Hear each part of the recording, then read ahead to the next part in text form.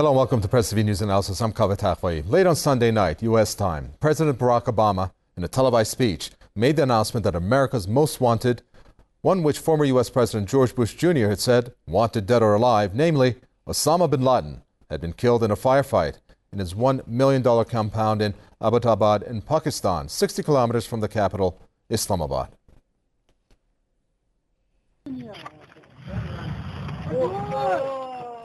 An amateur video showing fires inside Osama bin Laden's compound near Islamabad after an alleged US raid that led to the al-Qaeda leader's death.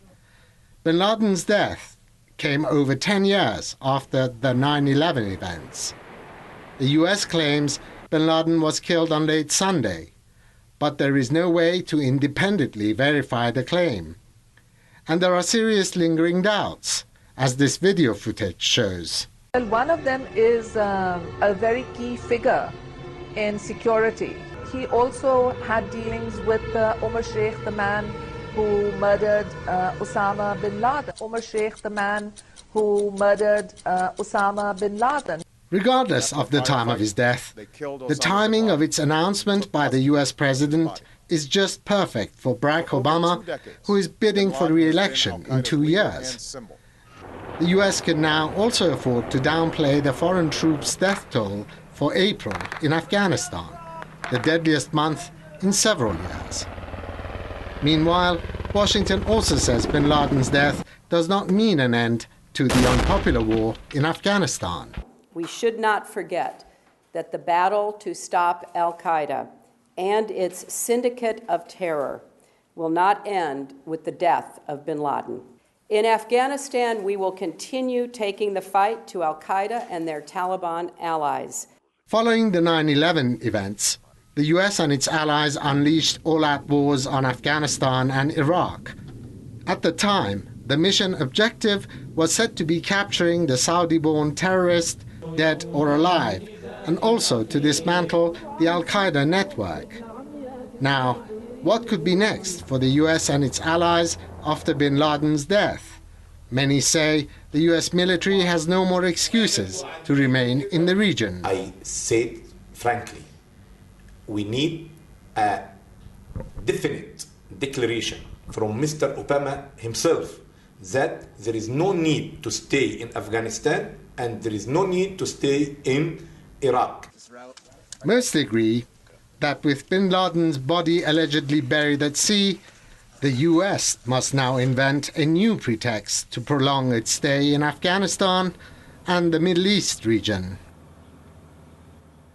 We're going to break this down further. Our guests for this news analysis include Jim Brand, who's a spokesman for Stop the War Coalition, joining us from London. We also have Saeed Ahmad Khamouche, a political analyst, who joins us from Afghanistan's capital, Kabul.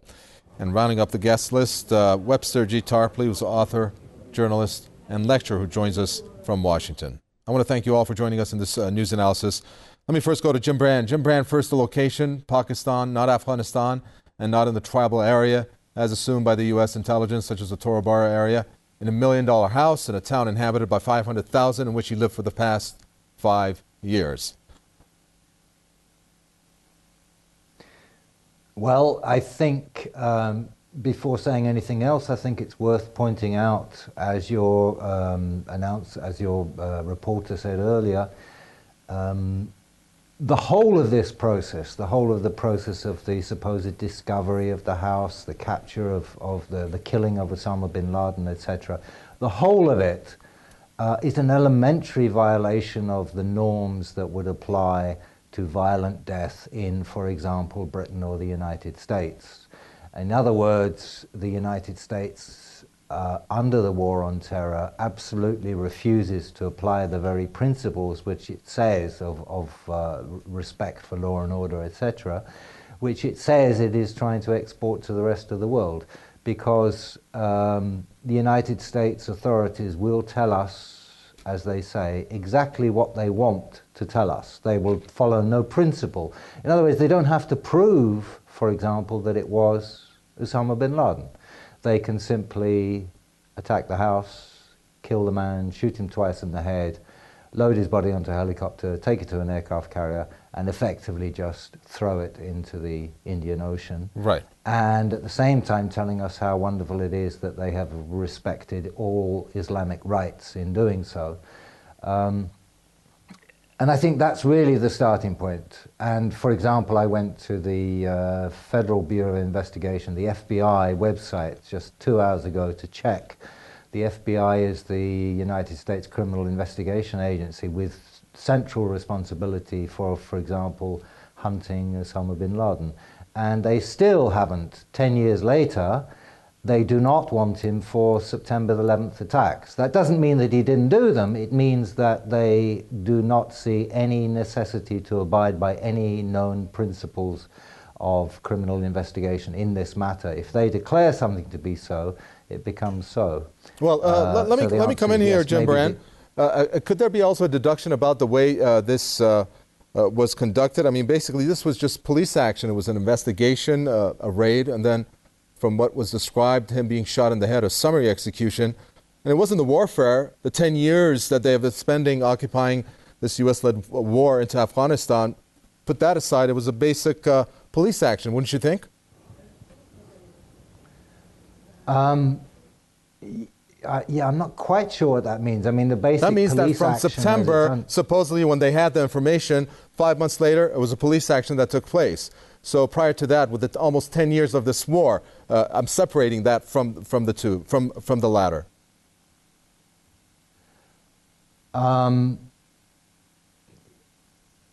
Yeah, I mean, they could have...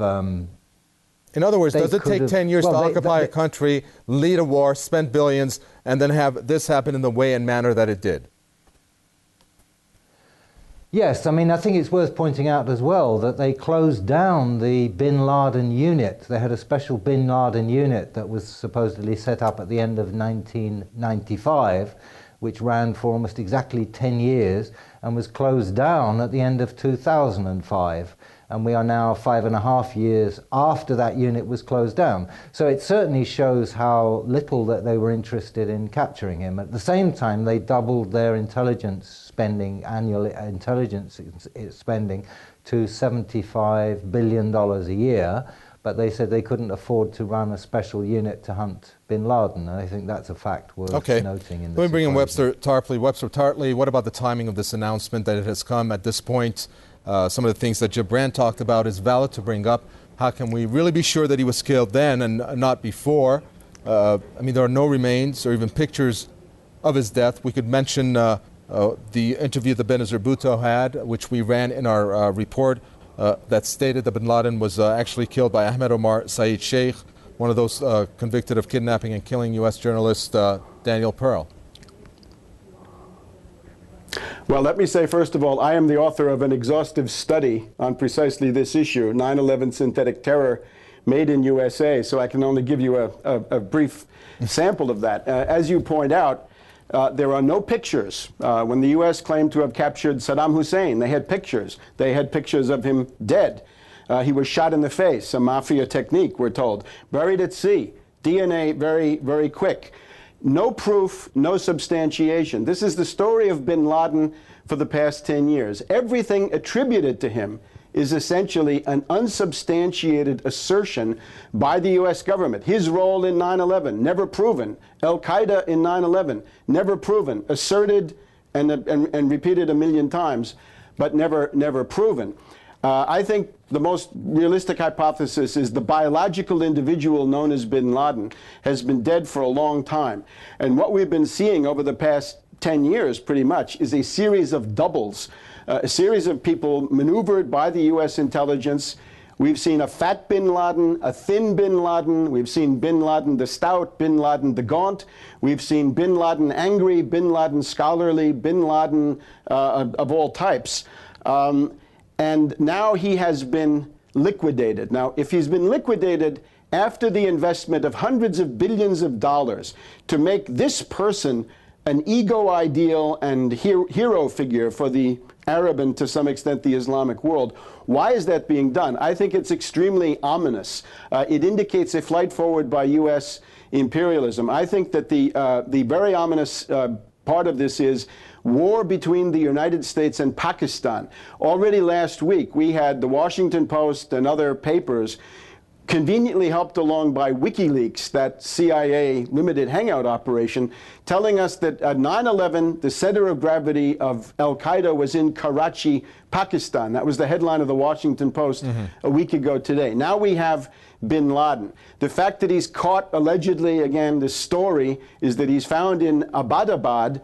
It's like a military reservation. It's like saying he was found at West Point, New York, or Annapolis, Maryland, or the near the Air Force Academy in Colorado Springs. The implication is that bin Laden was being shielded and protected by the Pakistani military and the Pakistani ISI. And given the way things are going, that makes them a target. The reason for this, of course, has nothing to do with any fantastic stories about the war on terror. It's simply the idea that Saudi Arabia and Pakistan have attempted to form an alliance to get off the U.S. plantation, out of the U.S. empire. And precisely at the moment that Prince Bandar had gone to Pakistan to set this up, we find that the attacks on Pakistan have intensified. Right. Let me just bring in our Afghan guest. You can continue with that. I'm sorry, Webster Tarver, you continue with that. Let me just bring in our Afghan guest, give him some time here to get his reaction. Of course, Saeed Ahmad Khamouche, the U.S.'s so-called war on terror was in a large part due to Osama bin Laden, as I'm sure you're well aware, which led to the 2001 U.S.-led war in your country. Don't you think that this should clear the way for withdrawal? Well, if we look back to the history of the Arabs' involvement in Afghanistan, it goes back to the jihad days, and after the collapse of the communist regime, some of the Arabs remained in Afghanistan, and after the coming to the scene of Al-Qaeda and so on, Pakistanis, they tightened the security situation on them, and some of them left to their countries, and some of them came to inside Afghanistan and become the Afghan Arabs headed by Al-Qaeda, headed by the Al-Qaeda leader Osama bin Laden. In many internal conflicts of Afghanistan, he took a side and fought against another one, and his role in the assassination of the legendary leader of the Afghanistan, the late Mr. Ahmad Shah Massoud, was ordered by him. And so the Afghan people in general have a bad memory of bin Laden and considers him as the source of miseries to the Afghan people. And I think his being killed cannot heal the wounds of the Afghan people, but at least it will give, to some extent, to the pain of those people a relief. Well, Jim Brand, when we look at the response there by Saeed Ahmad Khamouche, why don't we look at the other side of the coin of what this has cost the United States, and of course the reasons that they have given from the beginning when they went into Afghanistan, and of course this so-called war on terror and how they have exercised that, not only in Afghanistan, of course Pakistan making it into the umbrella Pact region along with all the other activities, billions spent, and of course the lives that have been killed, innocent civilian lives. How do you relate that to the way this announcement was made? At this point, they have said they're going to continue with what they're doing. Well, I think clearly there is the one possibility, very clear possibility,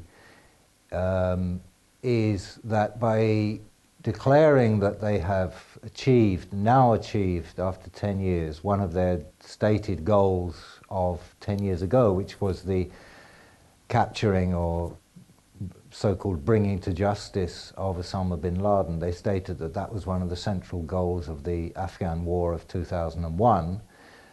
They do set up the possibility to in some way declare victory.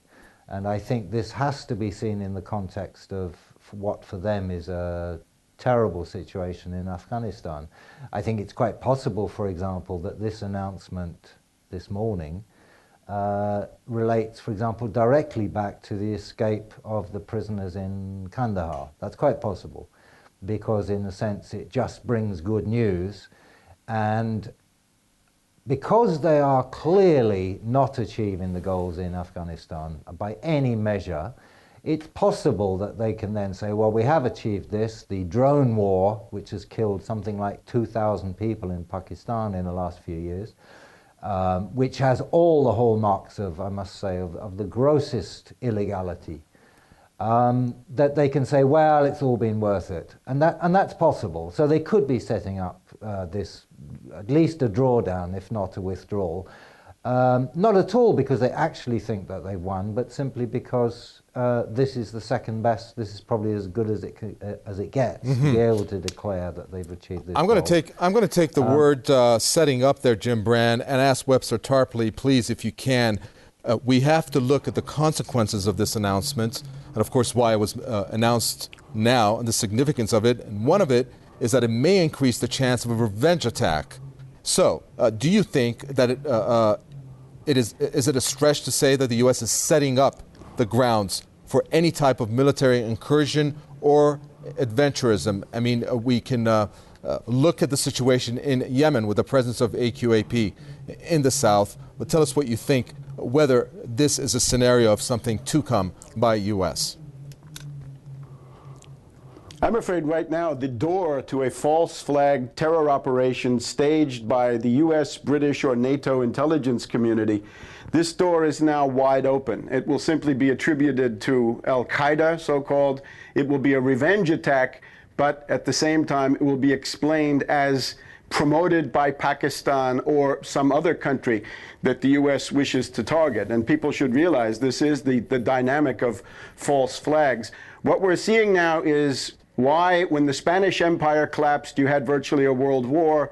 The French Empire, the British Empire, all of these collapses of empires led to world wars. And we're now in the collapse phase of the US empire, as was discussed in Aspen, Colorado last summer. We are now in very acute danger of general war. Since we have Saudi Arabia and Pakistan joining together to get out of the US empire, with Russia and China backing them up. An attack on Pakistan could easily lead to a collision between the United States and China, and perhaps also a collision between the United States and Russia, with the Russians also being very displeased by what the US is doing in Libya. So this is all going on. The other thing I would certainly stress is that this now leaves the Al-Qaeda, so-called, this gaggle of patsies and psychotics and fanatics. The leader, I guess, of that right now is Anwar al-Awlaki, known in the trade as al-Awlaki, the CIA lackey. In other words, a fairly obvious double agent. The irony right now is that the U.S. is allied with al-Qaeda, most obviously in Libya, in the city of Darna, but also in Yemen, whereas in the Pakistan-Afghanistan area, al-Qaeda is still viewed as a target to be bombed and strafed. Right. Saeed Ahmad Khamouch, when I heard your response, I'm curious about that meeting that Karzai spoke about today and what your reaction is. And one of the things that the tribal elders disagree on, in which, if you're not aware, your country is being used for, which has been a success, and that is the building of military bases, which basically adds up to this empire, as our guests have mentioned. How does that make you feel that your country, in that respect, has been a success? These building of U.S. military bases, which can be used for a variety of reasons, obviously, in some sense, violating the integrity of Afghanistan. Well, the question of the military bases in Afghanistan can be used as a basis for the U.S. influence in the region, but their justification of their presence in Afghanistan would be that the roots of Al-Qaeda are still alive and they are working, and there is a threat to the security of the United States and its allies. Therefore, they will be there for a long term. The history of Afghanistan has shown, after any withdrawal of any invaders, the Afghan themselves being supported by the rival neighbors has been used as it happened after the Soviet withdrawal or the Soviet defeat in Afghanistan that took a decade and eventually lead to the emergence of the Taliban and then the Al-Qaeda and the rest of the 2001 till 2011. Okay, I need a short answer from you, Jim Brand, to end the program. Jim Brand, I mean, how can we look at the lies that have been fed through the media when we look at what happened with the invasion of Iraq? Of course, the WMD's there. The forged documents the Iraqi government tried to buy yellow cake is another instance. I mean, in this case, what is it to ensure the fact that this indeed has actually occurred, and what benefits would this have for the announcement at this point in time for the United States, if you may? I think first of all we should look at, as you quite rightly say, look at the whole war on terror. Clearly things are announced, things are used for quite ulterior purposes, and that's very clearly the number one lesson of the war on terror, that other things are being done under the guise of responding to some attack. And I think we should see this very much in that context, that this has been announced today in a very deliberate way for ulterior motives, and people should simply be very aware of that. That's the entire history of the war on terror. Thank you very much. Unfortunately, we ran out of time. Jim Brand, their spokesman of Stop the War Coalition from London. Also, Saeed Ahmad Khamouche. Thank you, political analyst from Kabul, and Webster G. Tarpley, author of Journalist and Lecturer, and of course the book that he pointed, 9/11. I forgot the rest of the title there. I apologize, Webster Tarpley. And thank you, the viewer, for watching. Do send us your questions, newsroom@presstv.ir. We'd love to hear from you with any critiques or anything you have to say. From me, and the entire team, it's goodbye.